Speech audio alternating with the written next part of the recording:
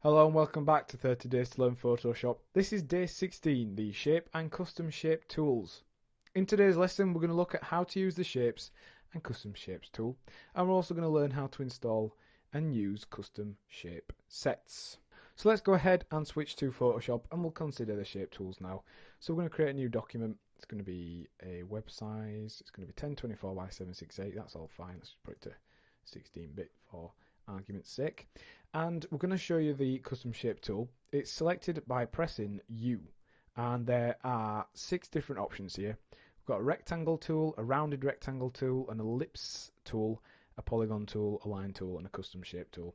All got varying degrees of options and changes we can make. So let's start with arguably the simplest. This is the rectangle tool. We can create rectangles with it just by clicking and dragging. It will create it in our foreground colour, or i.e. the colour we've set up here. And it creates each new shape as a new layer, as you can see down there. So that's the rectangle tool. Now here you've got some additional options for the rectangle tools. In fact, pretty much all of these tools. We can create a square. So rather than having to, if we just go back to normal mode, unconstrained, if we shift and click here, we can make a square. However, if you wanted to make a series of squares and you didn't want to have to press shift every time, you could literally just set this to square mode. So it's a mode for squares. And you can also add a fixed size. So we could set it to be a 500 pixel shape or 500 pixel square. And also you can do a proportional size. And then the final option at the bottom is snap to pixels. So we could actually have it snap into place rather than just us free aligning it. So that's the rectangle box. All of the shape tools have the ability to be add, subtracted, intersected and overlapped using those options there. So let's just show you that. Let's create a shape, and then the next shape we add is going to be taken off that. The overlapping one, wherever it overlaps, creates a shape, and this one basically does the same thing but in reverse. So those tools can be used with pretty much every shape tool. And that's the rectangle tool. Very simple, nice and easy to use. One thing you'll want to be able to do is resize shapes, probably. So let's say you've dropped that in there. You think you're happy with it, come back to it, a couple of hours later you want to change the size. All you need to do is use the move tool, and the move tool works on layers, shapes, text, everything. So just click on the layer, make sure you've got all of these ticked on and it's set to layer, and you can resize it, rotate it, squash it, whatever you want to do using the transform tool. So let's look at some of the options we've got now then. We've got a rounded rectangle tool, which, as it says on the label, creates a rounded rectangle. So we can see here we've got a radius box, which we didn't have on the previous shape. And it creates these rounded edges onto the corners of a box. And if you set it to the maximum, which I think is 99 pixels, like so, we can then see there's a considerable difference in those shapes. We've got the option on this tool again to do it as a square, as a fixed size from the center, or snap to pixels. So that's the rounded rectangle tool. Ellipse tool, very similar, it works the same. If you don't press shift, you can create ovals and what appear to be like the ends of cylinders, but if you press and hold shift, you create circles. Again, works with all of the add, subtract and custom shape tools, and also they will interact with each other. So let's just show you that. If we create a rectangle and then we minus a circle from it, you can see those interact together.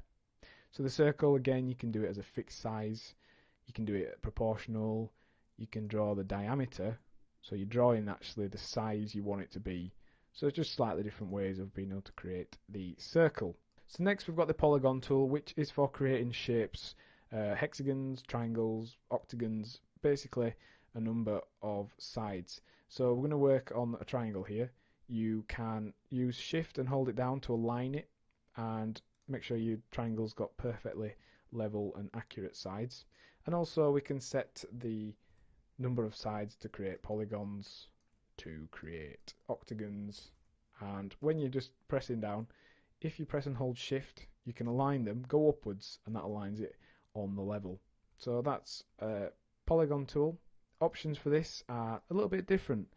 If we set this to be a 5-sided polygon and then tick this mode here, which is star mode, we create a 5-pointed star. So rather than it being 5-sided, it's got 5 points. We can change the indentation on the sides here, and also we can smoothen out the gaps. So instead, we've got a nice, sharp, crisp star, or one with rounded edges, more like a sort of sheriff badge shape. We can smooth the indents, as we've done there, which are these indentations into the actual shape. And we can also smooth the corners, so we get a bit more of a kind of a starfish sort of shape. And then if we set a radius, such as 30, that will actually set the size of that shape. And if we turn off smooth indents, we can create sort of flower shapes. So that's the polygon tool. A little bit different, and again works with all the add, subtract, take away from, color options, resizing, everything. Now the line tool, most people think this is just a line tool, which yeah, it's quite handy, but you can, as I've just spoiled by accident, set arrowheads onto the ends of your line. And if we press start, we get wherever we start from, it's got an arrowhead. We can change the size and the length and the width and the concavity of the rear of the arrowhead. So lots of different options there. Great for making quick annotations and notes and that sort of thing. And to set the thickness of the line, set the weight in this box here. So if we drag it upwards, you see we get a bigger line, a thicker line, and a larger arrowhead. And then finally we've got the custom shape tools. Now these are a little bit different. They are shapes that you can download. There are some included in the default setup of Photoshop. So let's just show you those. And they have kind of basically icons or symbols that are pre-made that you can then drop into your designs and work. For example, if you were creating a map, you could drop this pin on to show I highlight an area or a location. That's all completely changeable. You can change the colours just like any of the custom shapes, and likewise you can use it along with other shapes. So if we had that shape there, let's just delete that, drag this across, go back to our custom shape tool, we can subtract our new shape from this shape here.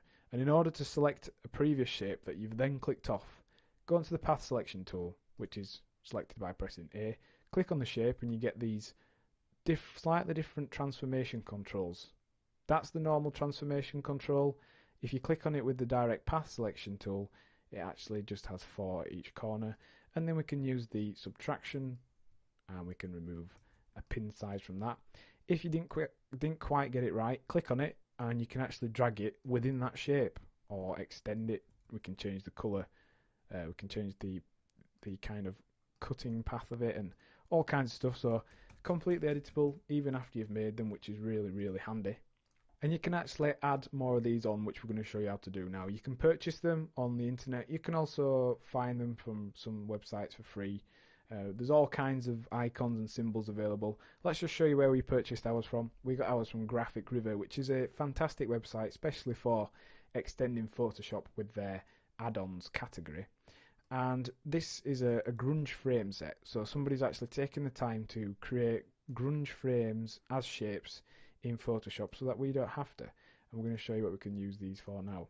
So if we go into the drop down menu, which is where you change the shape you're actually wanting to use, and you can go to load shapes. This is just like brushes, just like all the other tools within Photoshop. And you can see here we've got the download, we've unzipped it, and we've got a CSH file, which actually is a grunge, which is a shape file, sorry. Because shapes are more like mathematical formulas rather than actual images, they are technically kind of programs or scripts. So we just click on this .csh file, open it up, and that will then load into this palette here. And you can see we've got all these grunge frames down at the bottom. Now these work just as a custom shape. We can place them in as they are intended, as the right perspective. We can rotate them, resize them, drag them, cut them away from each other just like this. And they are really, really great tools because they help extend your designs. There's plenty available. You can make your own, and it's just a really interesting feature that Photoshop has. So that is the shapes tools. There's plenty of them, all under U, so you will need to press Shift and U to cycle through them. And one last thing you're going to need to know is sometimes you're going to want to apply an effect or draw onto a shape. And unfortunately they don't work just like a normal layer, because you see we've clicked on the brush tool here, we've created this shape, it's got its own layer, that's all fine. When we hover over it, we're getting the, sorry, this is kind of forbidden icon.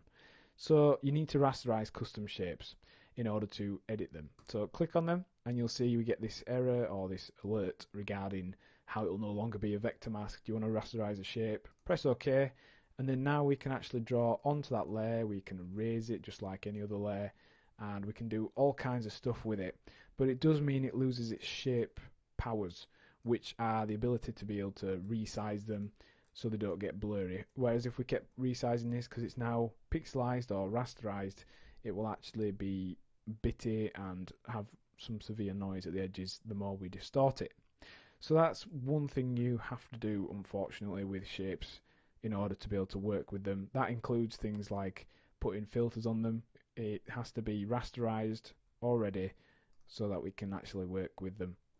So what did we learn in today's lesson? Well, we looked at how to add, edit and use shapes and custom shapes. And your task for the lesson is to find a shape set on the web like we used and install it. Practice using the shapes as well as skewing and distorting them. Next time on 30 Days to Learn Photoshop, we'll be looking at the Type tool. Thanks for listening.